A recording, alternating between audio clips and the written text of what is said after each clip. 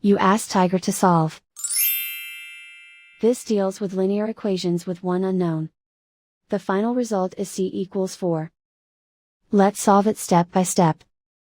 Simplify the expression. Simplify the arithmetic.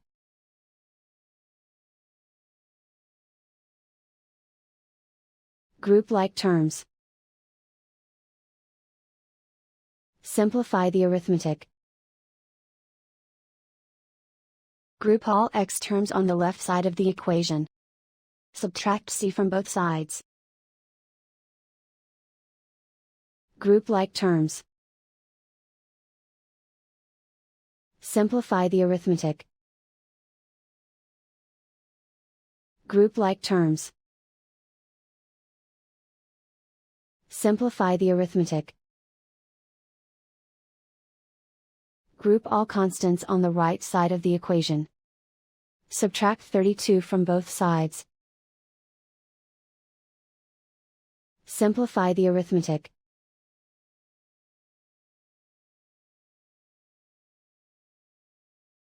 And so the final result is c equals 4.